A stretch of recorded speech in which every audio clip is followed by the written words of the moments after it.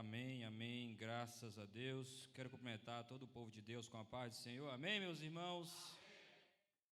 Quem está feliz com Jesus aí, dá um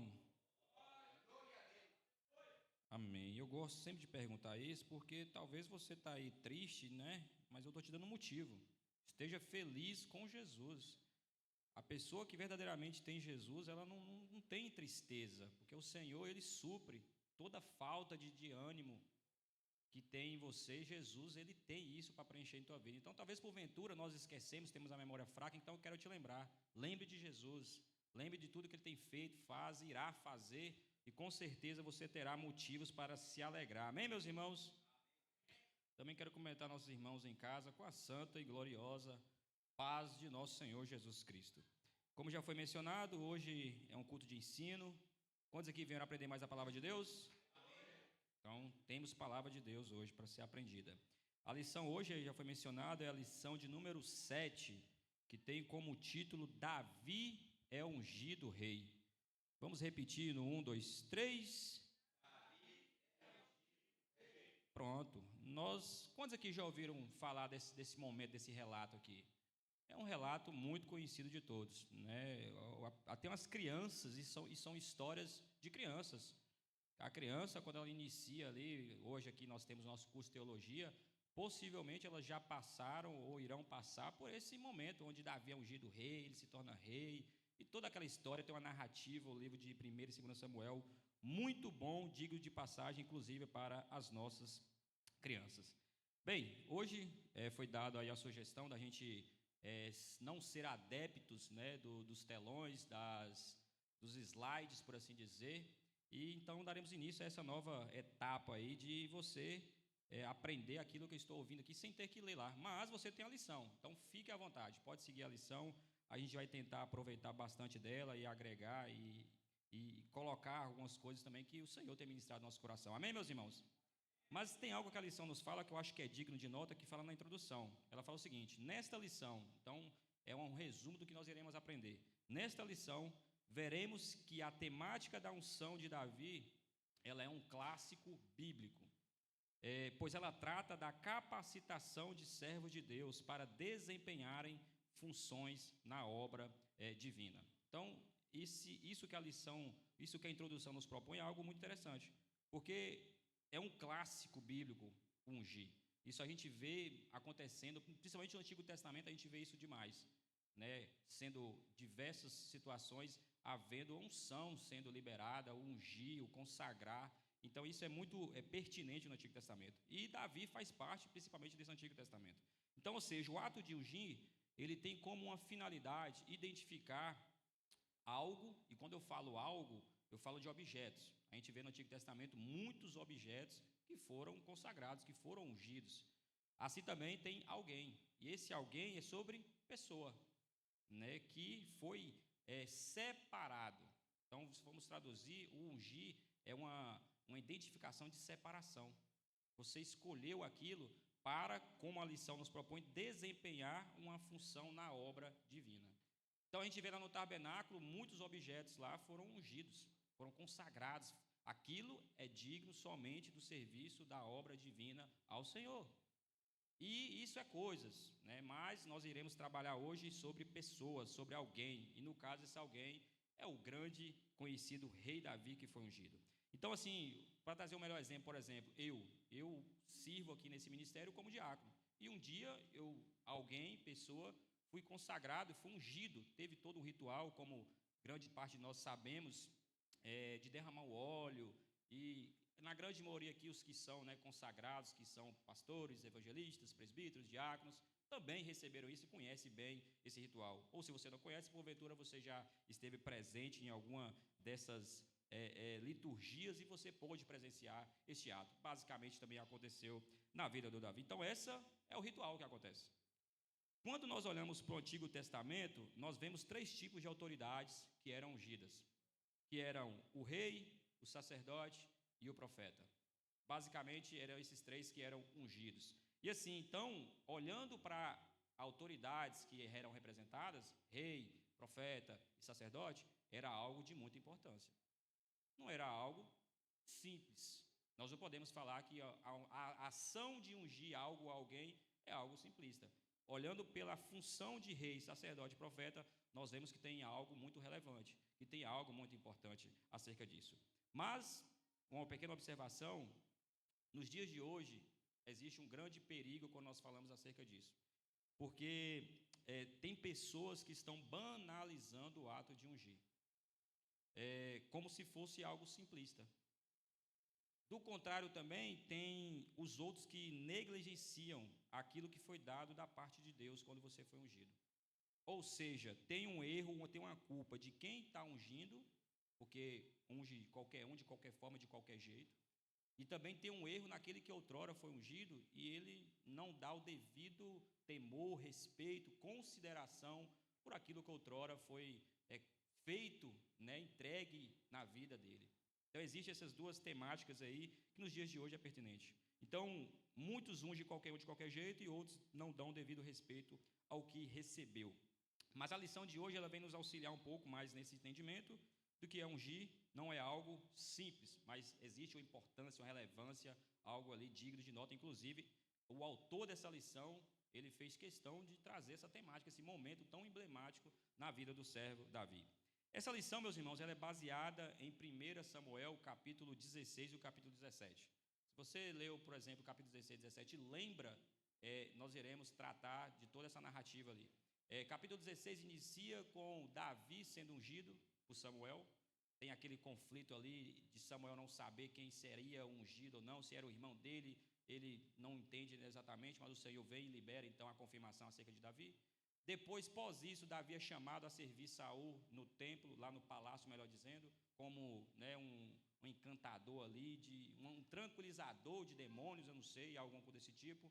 Posteriormente, Davi, então, vai ter aquele momento digno de Hollywood, que é quando ele vai, então, confrontar Golias, ele vai lutar contra Golias. Então, capítulo 16 e 17 de 1 Samuel, basicamente é acerca disso. Essa lição é composta de 3 tópicos e nós iremos tentar ser o mais breve, o mais sucinto nesses 3 tópicos. O primeiro nos diz o seguinte: Davi, o rei ungido. Repita comigo: Davi, o rei ungido. Como eu já mencionei anteriormente, no Antigo Testamento, 3 pessoas eram ungidas, separadas. Quando você unge, você era separado, você era identificado como um escolhido da parte de Deus para exercer alguma função divina. No caso, Davi, ele foi chamado a ser rei, ele foi separado, ele foi escolhido por Deus para exercer o reinado, a monarquia. Então, sabemos que anteriormente havia outro rei, e nós já estudamos, tanto na lição de sábado quanto na lição de terça-feira, acerca dessas perspectivas, que foi o primeiro rei, foi Saul. Saul foi o primeiro rei de todo Israel. Porém, nós já aprendemos, também sabemos que ele sucumbiu, que ele desobedeceu, que ele não foi submisso, que ele errou, que ele foi falho, e, consequentemente, o Senhor não queria ele mais como rei. A palavra de Deus diz que ele rejeitou Saul como rei. Então, Deus, em 1 Samuel, capítulo 16, do verso 1 ao 13, manda Samuel ir ungir outro rei. Eu queria ler 1 Samuel 16, 1, que diz o seguinte: o Senhor disse a Samuel: você já lamentou o suficiente por Saul. Eu o rejeitei como rei de Israel. Agora encha uma vasilha com óleo e vá a Belém. Procure um homem chamado Jessé, que vive ali, pois escolhi um dos filhos dele para ser rei. Então aqui inicia acerca desse momento de consagrar o então ainda servo ali, somente servo Davi, a reinado. E aí tem todo um contexto, nós conhecemos, mas só para relembrar o contexto disso, Samuel sai então lá da sua origem e vai então até Jessé, lá em Belém. E lá ele se depara com os irmãos, porque Davi estava no campo e ele tem aquele conflito. É esse com certeza, será que é esse, será que é aquele? Até que enfim chega a pessoa exata que o Senhor cruza. Mas a pergunta que fica no dia de hoje, e que o Senhor ministrou no meu coração, é: qual tipo de rei agrada a Deus, já que Saul desagradou a Deus? Porque o motivo que fez com que Samuel, ou que o Senhor ordenasse que Samuel fosse até a casa de Jessé, era porque alguém não estava cumprindo a função que outrora foi designada. E aí então o Senhor rejeitou, o Senhor não gostou, o Senhor viu da atitude de Saul, e ele manda então levantar outro rei. E aí fala: Samuel, vai lá. E nós acabamos de ler aqui: você já lamentou o suficiente, eu rejeitei como rei de Israel, agora enche encha uma vasilha com óleo e vá a Belém ungir outra pessoa. Então, qual é a questão, a pergunta que fica, qual o tipo de rei agrada a Deus? Em 1 Samuel, capítulo 16 também, o verso 6 e o 7 vai nos trazer algo para nosso melhor entendimento. Verso 6, quando chegaram, no caso, os irmãos foram chegando, Samuel olhou para Eliabe e pensou, com certeza este é o homem que o Senhor ungirá. O Senhor, porém, disse a Samuel, não julgue pela aparência, nem pela altura, pois eu o rejeitei. É a segunda rejeição que é proposta aqui na lição. O Senhor não vê as coisas como o ser humano as vê. As pessoas julgam pela aparência exterior, mas o Senhor olha para o coração. Então, meus irmãos, essa é a base de escolha de nosso Senhor. Ele não vai segundo a aparência, ele não vai segundo o físico, segundo a beleza, mas ele vai segundo o coração. E isso é muito profundo quando nós olhamos para isso. Porque assim, por mais que nós fomos feitos à imagem e semelhança de Deus, e nós fomos feitos à imagem e semelhança de Deus, nós não somos iguaizinhos a Deus. Deus é soberano. Ele é onipotente, onipresente, onisciente, é eterno e N características. Mas uma das características que nos difere também de Deus é essa observação, por exemplo. Porque nós temos a grande facilidade de olhar para a aparência primeiramente. Deus não. Deus, ele ora para o íntimo, para o coração, como a lição nos propõe. E assim, já que estamos falando de ungir, e eu já mencionei, já falei que isso não é algo tão simples, isso é algo relevante, é algo importante, é um ato simbólico ali, mas que tem um poder nisso. Isso não pode ser feito de qualquer forma, de qualquer jeito. Tem que haver um padrão, e o padrão que é necessário é o padrão de Deus. Quando se libera a intenção de poder ungir alguém, tem que ter a intenção, ao mesmo padrão que Deus tem. Porque do contrário, nós seríamos como Samuel, olhou e com certeza é esse o varão que será ungido. Vemos que quando foi visto somente o exterior, por exemplo, de Saul, não teve obediência. Porque a Bíblia nos fala que Saul era grande, era imponente, tinha pinta de rei. Você olhava para ele e falava, cara, esse cara dá um bom rei. Porque o físico, a aparência, o externo, era o melhor encaixe. Inclusive, ele se tornou rei justamente por causa disso. Mas não teve submissão, porque o exterior era até bom, mas o coração era ruim. E nós entendemos que ao decorrer, um coração desobediente, um coração que não era submisso, um coração que não concordava com o que Deus falava, um coração que se tornou seu próprio rei e não serviu ao Senhor. Assim, meus irmãos, o exterior, que é o ponto que nós temos muita facilidade de exercer, porque nós somos fáceis de julgar. Quantos de nós não já olhou para uma pessoa assim, a gente nem nunca falou, a gente olha para a pessoa e fala, fulano tal coisa, já define, já julga. Já temos aqui que nós chamamos de pré-conceito. Nós já definimos um conceito acerca de uma pessoa, porque temos essa capacidade. E aí, posteriormente, ao longo de algum tempo, a gente muda de opinião, para bom ou para ruim, depende. Mas o exterior nós julgamos muito rápido, como eu já mencionei, o preconceito, mas nós sabemos se é bom ou ruim, nós temos essa facilidade de saber se é bom ou ruim quase que de forma instantânea. A gente olha e fala, nossa, fulano é bom, por uma palavra às vezes, por uma ação, por um olhar, a gente já julga as pessoas. Foi como Samuel. Quando chegaram, Samuel olhou para Eliabe e pensou, com certeza este homem é o que o Senhor ungirá. Olha a convicção de Samuel, meus irmãos. Foi instantâneo, imagina, qualquer pessoa adentrando aqui, você olha, com certeza é esse. Não deu nem tempo de conversar, Pai do Senhor, varão, tudo bem, conversa, senta, toma um café, não. Ele foi entrando e com certeza esse será o ungido do Senhor. Porque é instantâneo, mas Deus olha o coração. E assim, por que Deus olha o coração? Não é de forma à toa, tem propósito em tudo. Inclusive, o nosso Senhor Jesus Cristo, certa feita, falou algumas características acerca do coração. Ele falou o seguinte, Marcos 7, 21 e 22. Pois do interior do coração dos homens vêm os maus pensamentos, as imoralidades sexuais, os roubos, os homicídios, os adultérios, as cobiças, as maldades, o engano, a devassidão, a inveja, e, meu filho, é muita coisa. Então, olha que esse pequeno órgão que você tem aí, olha a quantidade de coisa que pode conter de ruim. Se você não for um servo do Senhor, se você não for pautado, guiado pelo Espírito Santo de Deus. Então, por isso que é muito importante, verdadeiramente, olharmos o interior, o coração da pessoa. Principalmente quando se trata de um ato tão importante quanto é problema, meus irmãos, é que o coração ele não é simples de perceber. Como é que você vai perceber um coração de uma pessoa? Requer tempo, requer paciência, requer comunhão, requer relacionamento. Não é de uma hora para outra que você vai perceber o que se passa na pessoa. O exterior, logo de cara você já percebe, pela a forma de andar, de vestir, algumas coisas. Agora o interior da pessoa, e é isso que acontece muitas vezes com preconceito. Você olha para a pessoa exteriormente e fala, cara, aquela pessoa acha que não vale nada. Você para e começa a ter comunhão com a pessoa, começa a ter relacionamento, começa a ter diálogo, e você já muda toda a opinião. Nossa, você é tão gente boa. Nossa, você é isso, você é aquilo. Você muda a perspectiva, porque você começou a conhecer o coração da pessoa. Certa feita, Paulo disse sobre os diáconos algo interessante. Ele falou lá em 1 Timóteo 3,10. Antes de serem nomeados diáconos, é necessário que se faça uma avaliação cuidadosa. E como que nós iremos fazer uma avaliação cuidadosa, meus irmãos? É com paciência, é com tempo, é tendo relacionamento, tendo comunhão. Isso verdadeiramente é uma avaliação cuidadosa. Como que a pessoa adentra aqui, um diácono, uma pessoa que ainda é obreiro, e você já vai fazer uma avaliação da pessoa ali, vai ser um bom diácono? Não tem como. É com processo, é ele servindo, é ele sendo testado, é você conversando. E aí, verdadeiramente, você vai ver o coração dele. Se o coração dele não é como lá em Marcos 7, cheio daquelas coisas que não faz sentido com o servo do Senhor. Então, é necessário que faça uma avaliação cuidadosa. E uma avaliação cuidadosa não é feita de forma repentina e instantânea. É feita com calma, com cautela, com relacionamento, com comunhão.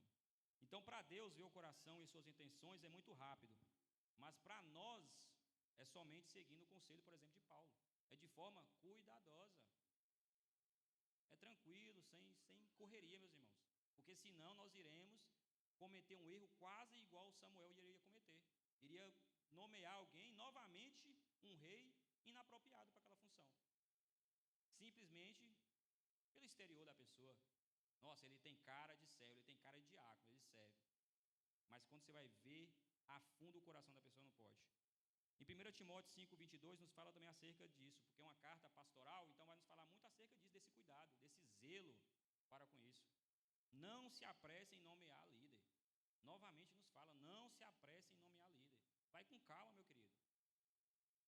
Você levanta um líder de qualquer forma, de qualquer jeito, o cara chegou ontem na igreja, e aí você já consagra, você já nomeia ele a liderança na igreja, ele irá se sucumbir facilmente. Então, cautela, zelo, principalmente quando se trata de ungir alguém. Então, foi o que Deus teve, obviamente, como eu já mencionei, para Deus é muito fácil enxergar o coração. Mas para nós, e nem sempre Deus irá fazer como fez na perspectiva aqui, de ir lá e liberar uma palavra como fez aqui. Não, esse sim, esse não. Temos que seguir o que Paulo nos fala, de forma cuidadosa, sem precipitar, sem ansiedade, sem afobação. Calma, meu querido. No momento certo, Deus vai fazer o que se deve. Então, se Samuel tivesse sido negligente, apressado, ele teria ungido Eliabe, pois viu primeiro a aparência. E essa é uma questão muito importante. Então, perceba, meus irmãos, que ungir, ele não pode ser um ato simples. Não podemos enxergar como um ato simples. Até porque o motivo, o propósito, como já tenho mencionado, é algo de muita importância, algo de muito relevante. E de ungir, que nesse momento aqui era de ungir um rei. Era o cara que iria governar a nação. Então, novamente, não poderia ser alguém que ia levar o povo a pecar, como Saul estava levando.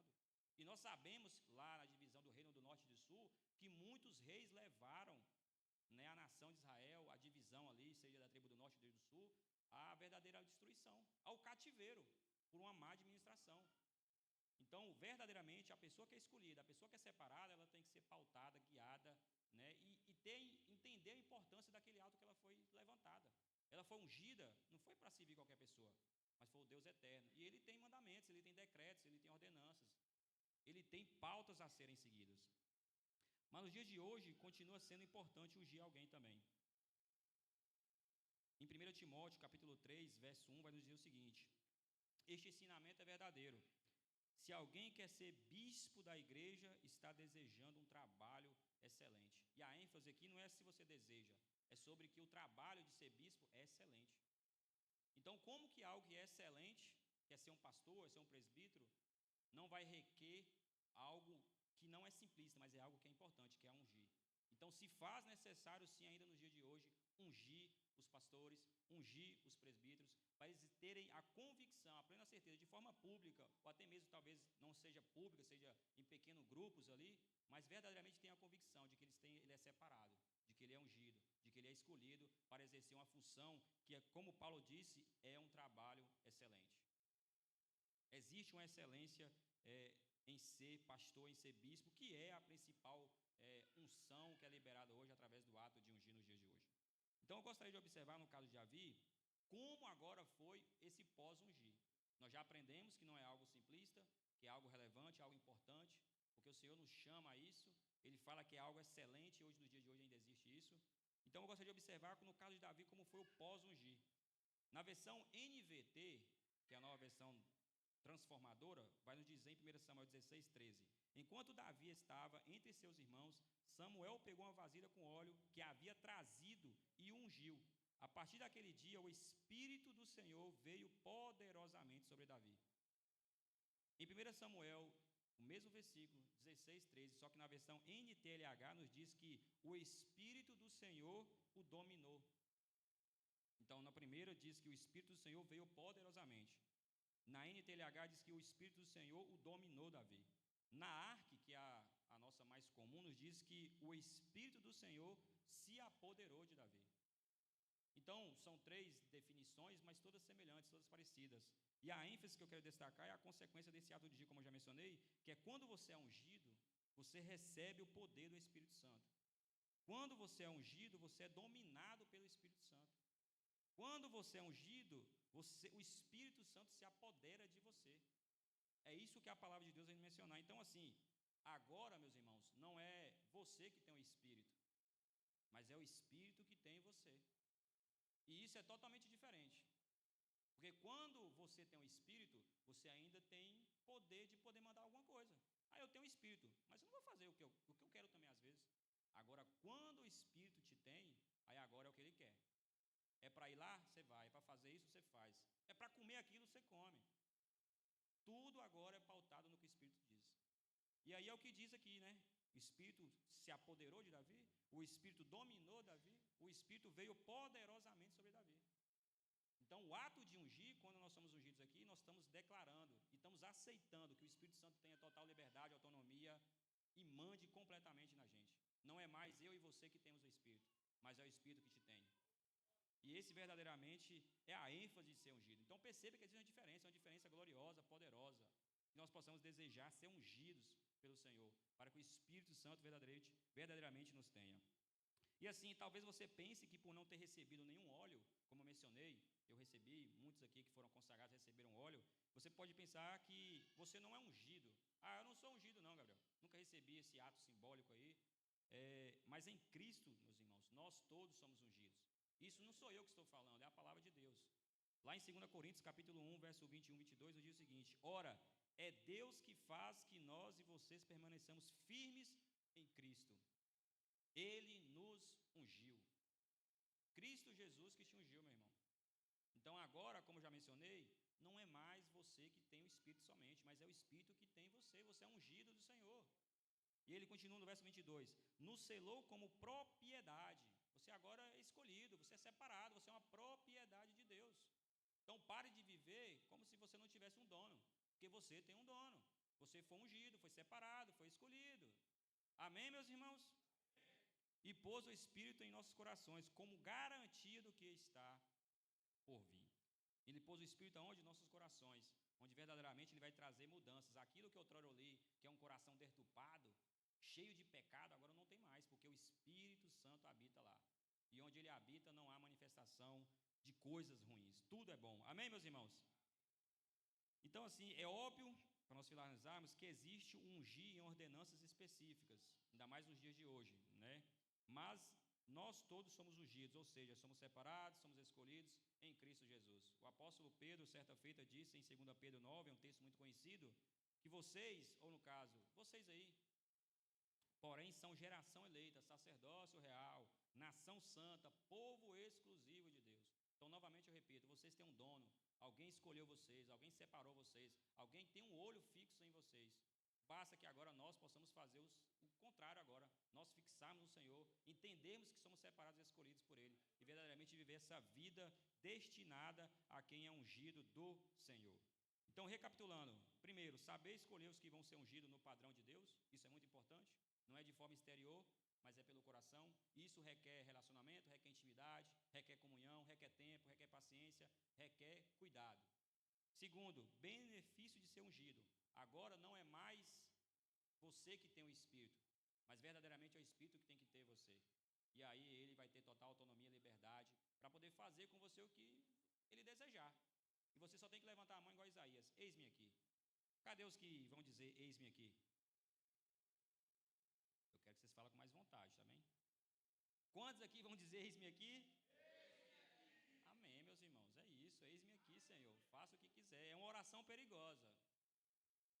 Acho que é por isso que vocês ficaram um pouco com medo, é uma oração perigosa, mas é uma oração que verdadeiramente se faz necessário. Nosso segundo subtópico é Davi, o rei que era servo. Então repitam comigo: Davi, o rei que era servo.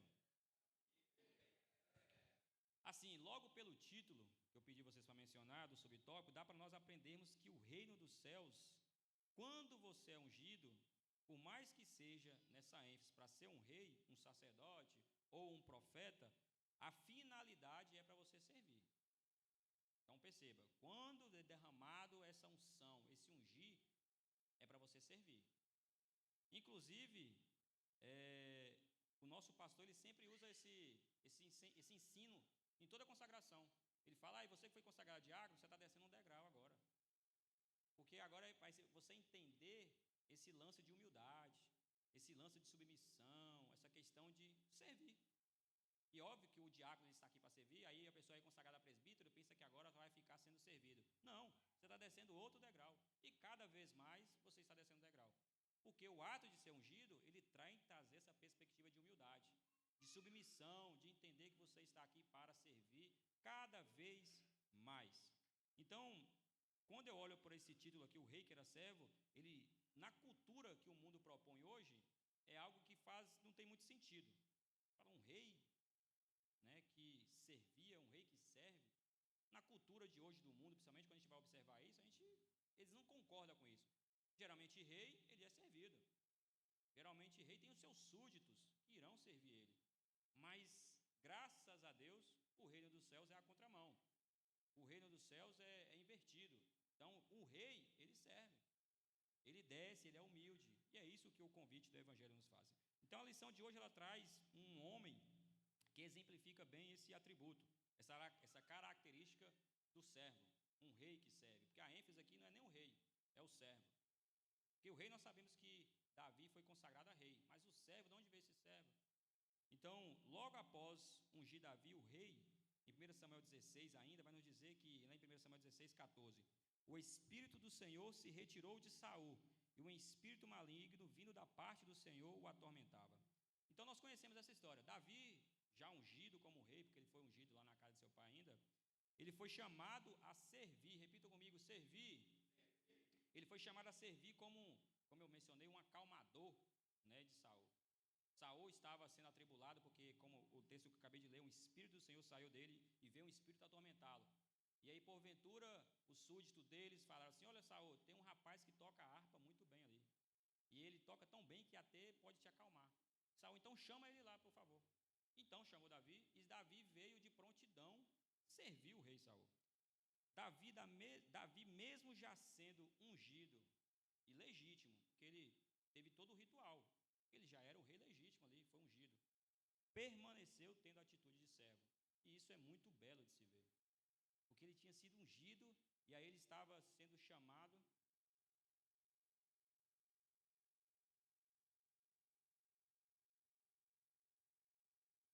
Pronto, como o nosso pastor menciona, ele foi ungido, só não estava exercendo o papel de rei ainda. E aí ele correu e foi chamado a poder servir. E de prontidão, ele foi então para o palácio poder servir então aquele. Então a Bíblia nos fala que ele foi servir Saul lá no palácio. O interessante desse relato da Bíblia é que melhor do que você ser um grande rei, e Davi poderia muito bem sucumbir logo, né?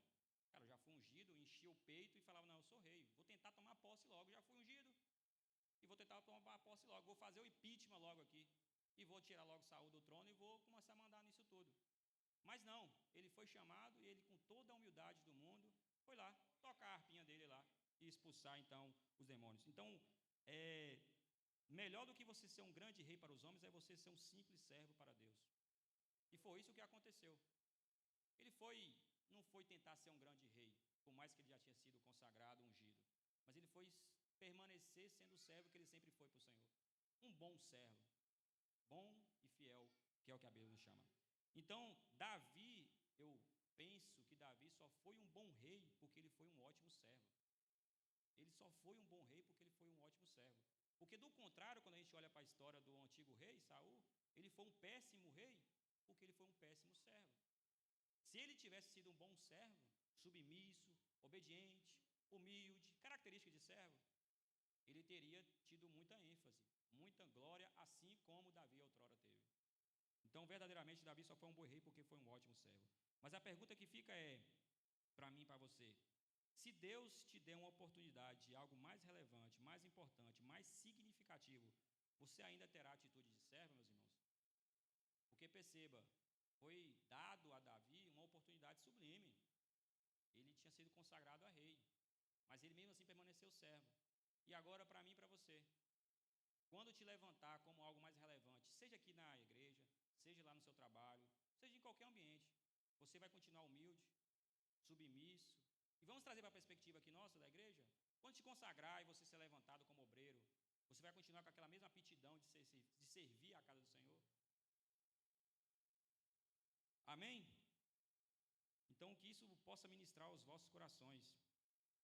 Davi poderia muito bem não querer servir Saul. Ele poderia muito bem se recusar, como eu disse, né? Cara, não, então, como é que pode? Eu acabei de ser consagrado, eu vou lá servir o rei? Não faz sentido isso. Não ajudar Saul, ele poderia muito bem, mas a humildade, que é uma característica de servo, falava mais alto nele. E é isso que nós temos que buscar. E trazendo para nós, às vezes, eu e você, a gente se ensoberbece tão facilmente, né? Às vezes, um simples elogio, a gente já, pomba, já se acha tanto. E olha que eu estou falando aqui de um camarada ter sido consagrado um rei. E pelo que os teólogos falam, ele tinha de 15 a 17 anos. Gente, é imaturo. Facilmente ele subiria a cabeça o poder. E mesmo assim ele permanece sendo servo. Eu não poderia terminar esse subtópico sem lembrá-los do nosso maior exemplo de servo e de rei. Tem um texto que eu gosto muito, Filipenses 2, 5, 7, é muito conhecido, que diz o seguinte: seja a atitude de vocês a mesma de Cristo Jesus, que embora sendo Deus, não é embora sendo rei, é embora sendo Deus, Criador dos céus e da terra, onipotente, onipresente, eterno, todas as características que é necessário para Deus, não considerou que o ser igual a Deus era algo que deveria apegar-se, mas esvaziou-se a si mesmo, vindo a ser servo, tornando-se semelhante aos homens. Então esse é o nosso maior padrão e maior exemplo de rei e principalmente de servo.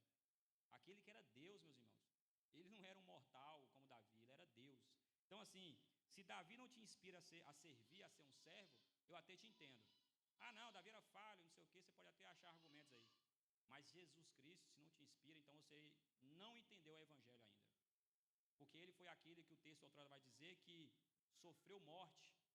O ato dele se tornar servo, se ele continuasse sendo Deus lá, tranquilinho, ele não teria sofrido a morte de cruz.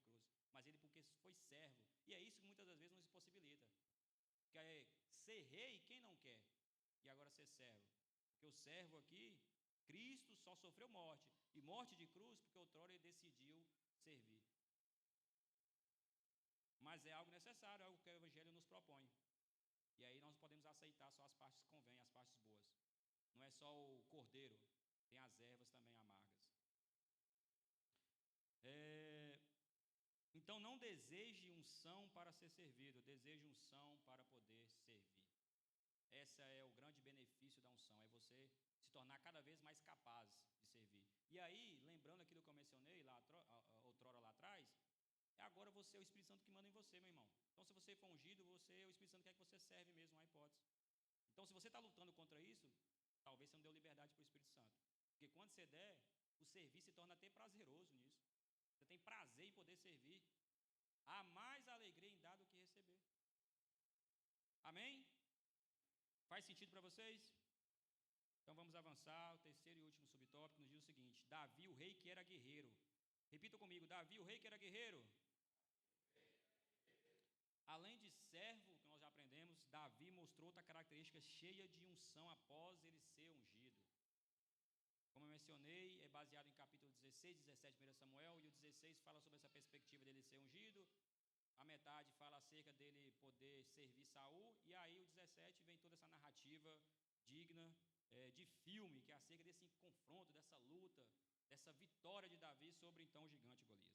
Então Davi, 1 Samuel capítulo 17, nos mostra que o fato dele ser ungido rei não subiu à sua cabeça, ele ainda estava ali para servir.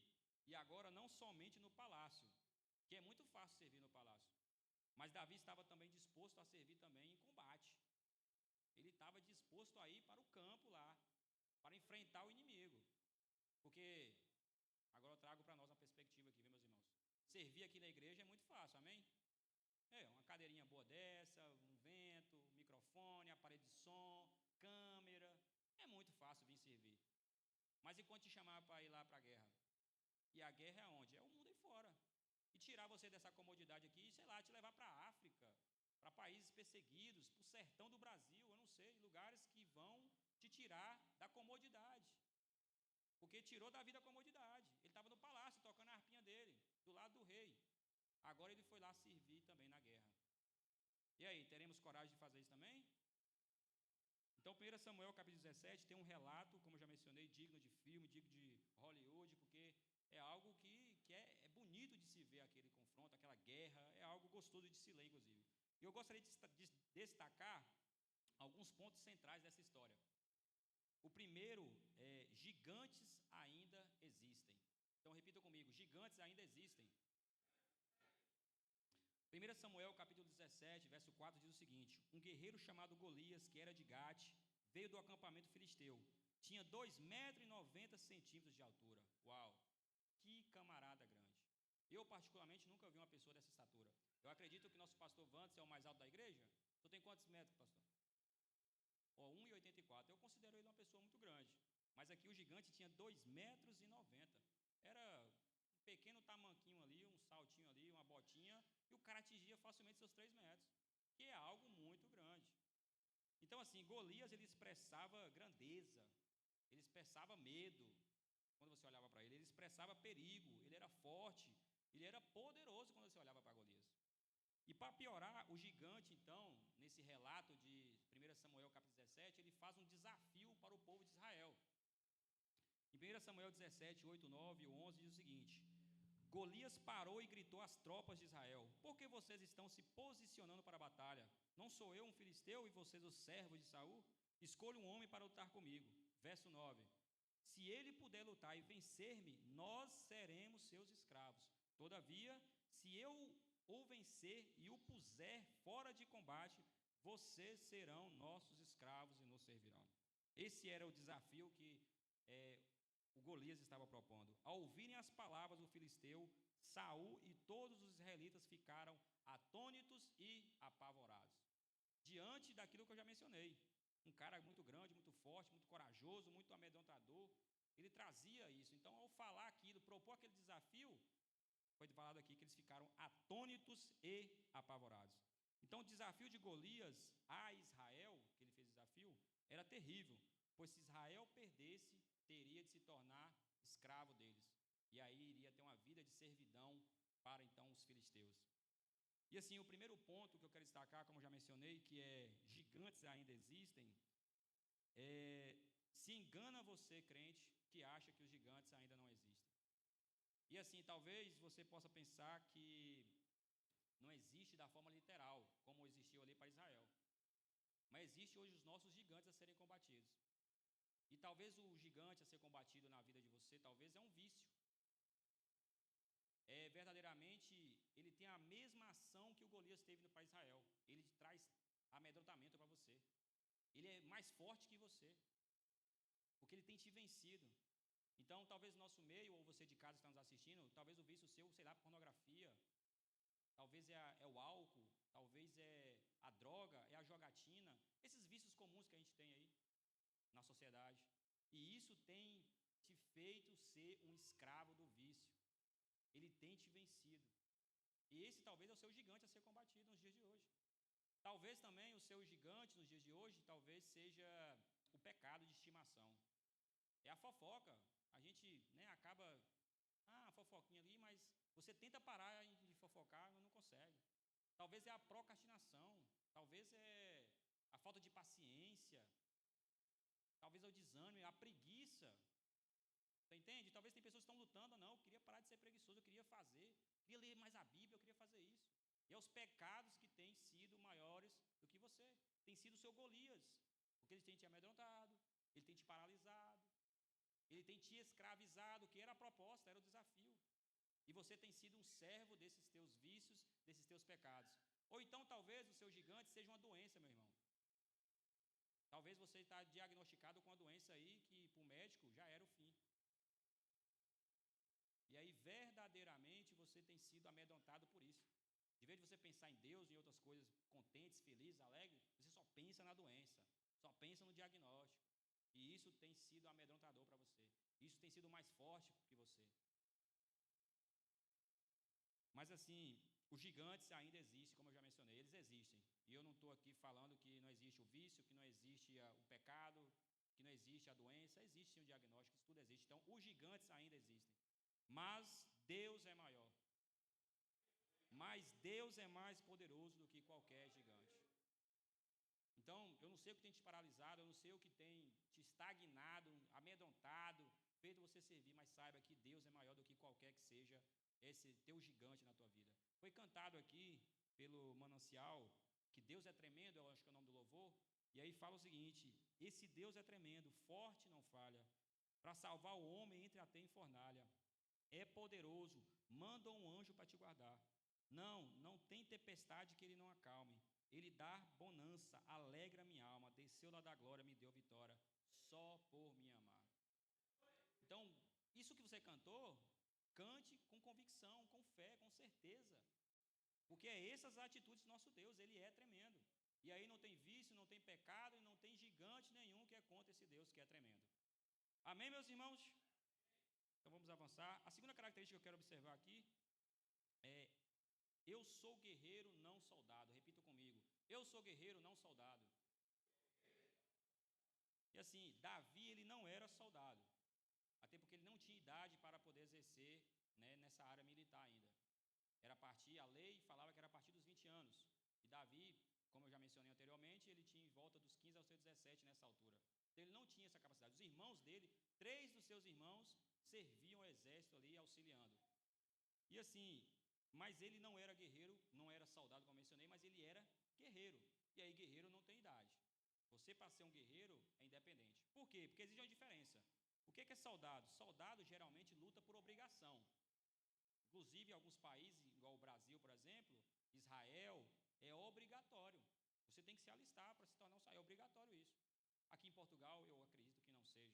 Mas nessa época aqui, era obrigatório. Se surgisse uma oportunidade de guerra, um confronto, todos acima dos 20 anos tinham que estar em prontidão para poder servir de forma obrigatória. Tem 20 anos, é capaz de segurar uma arma, uma espada naquela altura? Então você tem que ir lá defender a sua nação, o seu país, que no caso era Israel. Então o soldado, ele luta por obrigação. Porém o guerreiro, que no caso estamos falando de Davi, ele luta não é por obrigação, ele luta por convicção. O guerreiro, ele é convicto, ele é valente, ele é ousado. E só quem é valente, quem é ousado, ele tem uma convicção, meu irmão. Porque ele não vai fazer uma coisa, não. Ele é ousado, ele vai, não, eu estou convicto, eu vou fazer aquilo porque aquilo vai acontecer. Eu vou fazer aquilo porque aquilo vai acontecer. Ele tem uma convicção plena. Então, isso que aconteceu na vida de Davi. Então, soldado usa armadura. A gente vai ver que na história de Davi, por exemplo, ele não usa armadura. Então, é guerreiro, característica de guerreiro. Não é necessário, o que é necessário é a convicção. Se você tem convicção, meu irmão, não precisa de armadura. Você é convicto naquilo. Então, o soldado, ele confia no exército, geralmente. Um soldado, ele não vai para a guerra sozinho. Ele vai com o exército, ele vai confiando nos seus homens que estão ali para te auxiliar também. Tem todo um planejamento. Guerreiro, não. E no caso de Davi, ele confiava em Deus. Ele foi sozinho, ele não ficou esperando os outros soldados lá de Saul. Ele falou, não, eu vou só. O desafio é para um só, então eu vou. Guerreiro. Então, assim, após o desafio de Golias, em 1 Samuel 17:11, diz o seguinte: ao ouvirem as palavras dos filisteus, Saul e todos os israelitas ficaram atônitos Isso é característica de soldado. Eles ficaram atônitos e apavorados. Alguns dias depois, a lição e o próprio texto vai nos dizer que Davi então foi ao acampamento, né, e ouviu o desafio daquele gigante. O pai dele pede, vai lá levar suprimento para seus irmãos e etc. E aí ele chega e se depara no justo momento em que o gigante estava desafiando Israel. E aí Davi, indignado com a afronta daquele incircunciso, o gigante Golias, ele pega e fala que ele vai ter com aquele Golias então. E aceita o desafio. 1 Samuel 17, 31, 32 fala o seguinte: as palavras de Davi chegaram ao ouvido de Saul, que o mandou chamar. Davi disse a Saul: ninguém deve ficar com o coração abatido por causa desse filisteu. Teu servo irá lutar contra ele. Isso aqui é de uma tremenda convicção, meu irmão. Isso aqui, soldado não tem coragem de falar isso não. Agora guerreiro fala, porque ele é convicto. Isso aqui é muita ousadia. É muita valentia aqui. Davi era cheio dessa convicção de que ele poderia ir lá, porque ele não acreditava, não era um exército. Ele acreditava no Senhor dos exércitos. Essa convicção era bem estabelecida na vida dele, essa confiança, essa fé que ele tinha. Então essa atitude de Davi é a atitude de guerreiro, valente, não de soldado, porque soldado confia no exército, guerreiro confia na sua convicção. E Davi era convicto de que Deus era por ele. E assim, o que nos falta às vezes é sermos assim mais guerreiros. O que tem nos faltado muitas das vezes é ser mais valentes, mais ousados. E assim, é interessante porque, cara, nós vimos e nós lemos a palavra, nos deparamos muitas das vezes com sinais e maravilhas, com tudo que nós dizemos, e aí temos uma fé de soldado, uma fé obrigatória. A gente cumpre alguns rituais obrigatórios, mas o convite é ser guerreiro, é ser valente, é ser ousado, é caminhar na palavra de Deus. Então, ter convicção das coisas que Deus pode fazer, muitas das vezes estamos sendo crentes medíocres. Estamos vivendo um dia após o outro ali, sendo o soldado por obrigação, vou na igreja por obrigação, o Senhor vai falar hoje, né? Aquela coisa sem vontade. Não, ousadia, valentia. Convicção é o que é muito importante para a nossa vida. Davi sabia que Deus livrou ele do urso, do leão, e Golias seria só mais um desafio. Então ele tinha essa convicção, meu irmão. Ele falou, não, Deus me livrou. Foi inclusive o argumento que ele teve para Saul. Deus me livrou já do urso, do leão. Quem é esse incircunciso para desafiar o exército do Deus poderoso? Então assim, não sirva a Deus por obrigação, sirva a Deus por convicção. Isso tem a diferença. Nossa convicção, meus irmãos, tem que ser igual a de Davi. Nós temos que olhar para Davi e falar assim, não, minha convicção tem que ser igual a esse cara, tem que ser cheia de ousadia. Eu tenho que ver o desafio, eu tenho que ver esse gigante, eu tenho que partir para cima. Porque não é sobre mim, é sobre quem está comigo. E era sobre isso que Davi tinha. A nossa convicção, eu estive meditando e pensei que a nossa convicção tem que ser, por exemplo, igual a de Pedro, por exemplo. Pensa num cara ousado. Pensa num cara valente, era Pedro. E assim, Pedro é até injustiçado, eu acredito, em um determinado momento, quando ele caminha sobre as águas. Meus irmãos, algumas pessoas falam assim, Pedro andou sobre as águas, mas ele afundou. Ok, mas ele caminhou, meus irmãos. O cara foi ousado. Quantos de nós vamos caminhar em cima dessa palavra de Deus? Se és tu, manda ir ter contigo, vem. Quantos de nós daria esse passo? Com a ousadia e com essa convicção. E tempestade não era um ambiente propício para você caminhar. Acho que nenhum ambiente é propício. Mas aquele ainda piorava ainda. Então é muita ousadia, é muita convicção. E o que nos falta às vezes é essa convicção. Da palavra de Deus principalmente. Então se o Senhor liberou, por exemplo, uma palavra sobre a tua vida, seja convicto. Não sirva o Senhor por obrigação, sirva o Senhor com convicção. Amém? Isso requer ousadia, requer da gente valentia. Inclusive o nosso pastor, ele sempre usa isso, né? Guerreiros valentes, cadê os guerreiros valentes? E é sobre isso, meus irmãos, verdadeiramente ele já entendeu uma coisa aí que é necessária. Nós temos que ser guerreiros, não soldados, pessoas que servem o Senhor com convicção, com ousadia, com valentia. Amém? Então o terceiro e último, para nós finalizarmos, é a verdadeira arma do guerreiro. Repita comigo, a verdadeira arma do guerreiro. A Bíblia nos fala que Davi leva armas poderosíssimas para lutar contra Golias. Meu Deus, que arsenal! Era um arsenal muito poderoso. Em 1 Samuel 17, 40, ele diz o seguinte: pegou 5 pedras lisas de um riacho e as colocou em sua bolsa de pastor, armado apenas com seu cajado e sua funda, foi enfrentar o filisteu. Que arsenal perigoso! digno de, derrotar multidões ali. Olhando para isso aqui, meus irmãos, chega a ser ridículo. Repita comigo, ridículo. Quando você olha para isso aqui, fala, meu, isso é ridículo, gente. Quem estava lá e olhou aquilo, falou, cara, um gigante, armadura, espada, e o camarada pega 5 pedrinhas, um cajado, uma aljarvinha ali, uma funda, melhor dizendo, e vai enfrentar esse camarada, não faz sentido. Isso é até ridículo. E o que é ridículo? Ridículo, vou definir para melhor entendimento, é algo que se torna um pouco impossível. Você olha para aquilo, a pessoa vai fazer uma coisa e fala, cara, isso é ridículo. Isso é impossível de ser feito. É algo que não faz sentido. Você olha, cara, você vai fazer isso, isso é ridículo de se fazer. Não tem como isso acontecer. É impossível disso acontecer. E assim, Deus ele tem muito esse trabalhar de fazer com que coisas ridículas aconteçam. Em toda a Bíblia você vai ver algumas situações de coisas impossíveis, de coisas que não fazem sentido acontecendo. Por exemplo, vamos ver algo semelhante lá com Gideão e os 300. Meus irmãos, olha o contexto. Os inimigos, grande, impotente, imponente, desafiando, então, na época dos juízes, Israel. E o Senhor, então, levanta Gideão. E aí o Senhor faz a proposta, olha, manda eles para o rio. Chega lá, aqueles que tomam água lá, igual o cachorro, aí você pega e separa os demais. Aí diz que 300, o que eu acho que é absurdo isso. Como é que, eu, pelo menos falo por mim, não iria tomar água jamais como um cachorro. Normalmente a gente faz outra coisa. Agora, como um cachorro, isso é inimaginável. Não é possível isso acontecer.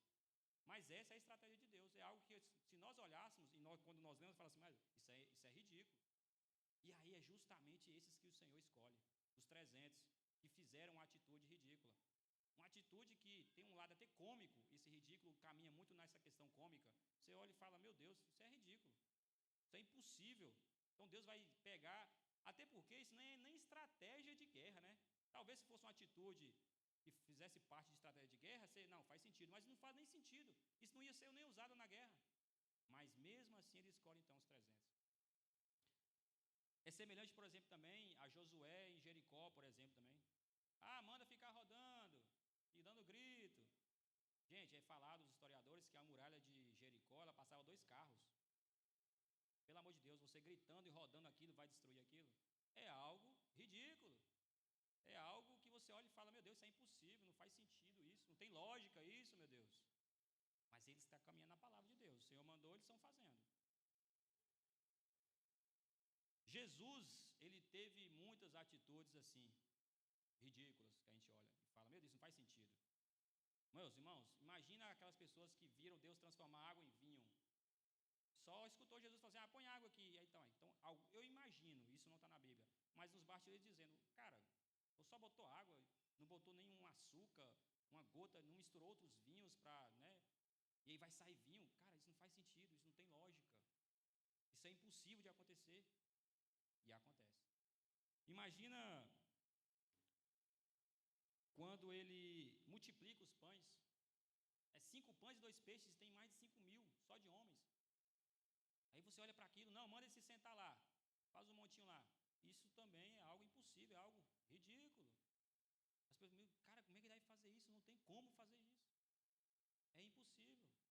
Mas alimentou e sobraram 12 cestos cheios. Não desperdice nada. Aí nós vamos, por exemplo, para a morte de Lázaro. Depois de 4 dias, manda tirar a pedra. Não vão tirar, já está fedendo. Isso é ridículo, isso é impossível. O cara, a tradição falava que até o 3º dia era capaz. O 4º é impossível. Não faz sentido. Vai só sair um cheiro desagradável. Mas vai lá, faz e acontece. Então Jesus, ele caminha muito nisso. Então assim, essa atitude... Aliás, em 1 Coríntios, capítulo 1, verso 27, vai nos dizer isso que eu tenho trago para vocês, que é assim, mas Deus escolheu que para o mundo é loucura, para envergonhar os sábios, e escolheu que para o mundo é fraqueza, para envergonhar o que é forte. Então, muitas pessoas você vai ver você tendo atitudes que são ridículas, que parecem impossível, que não faz sentido, isso é só meramente confusão do Senhor, confundir as coisas sábias com as loucuras deste mundo. Então, essa atitude ridícula de Davi revela que ele realmente é ungido, ou seja, um escolhido, um separado do Senhor. Pois somente os escolhidos, os separados, terão atitudes de impossível, de fazer o impossível aos olhos humanos. Porque eles não confiam em si próprios, mas confiam em quem os escolheu.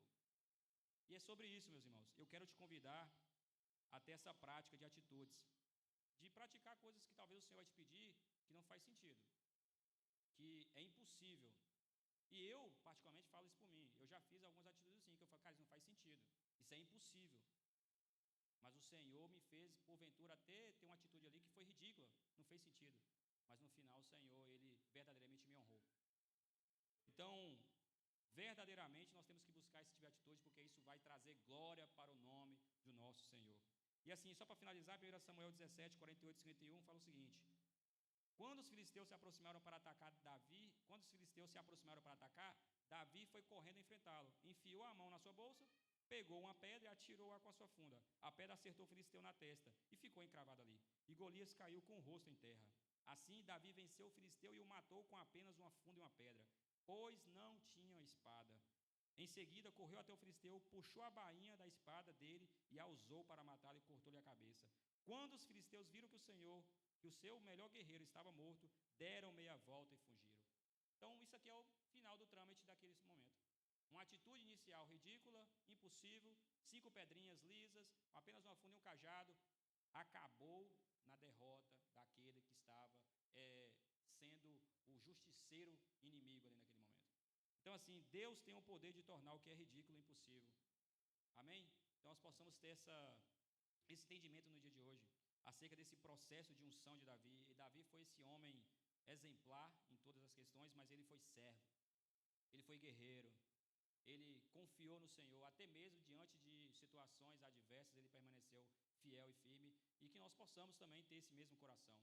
Já chegou esse meu tempo, quero ser grato pela vida de cada irmão que aqui esteve. A minha oração, o meu desejo é que essa palavra possa fluir em teu coração. E se apenas um tópico ou uma frase aqui tenha trago transformação para a tua vida, já glória a Deus por isso. E assim, quero agradecer a vida dos nossos liderados, desse nosso pastor presidente pela confiança, e daqueles que aqui estão. E quero passar a palavra de direito para nosso evangelista Romeu Ramos, que estará dando continuidade e finalidade no dia de hoje, em nome de Jesus. Amém, meus irmãos?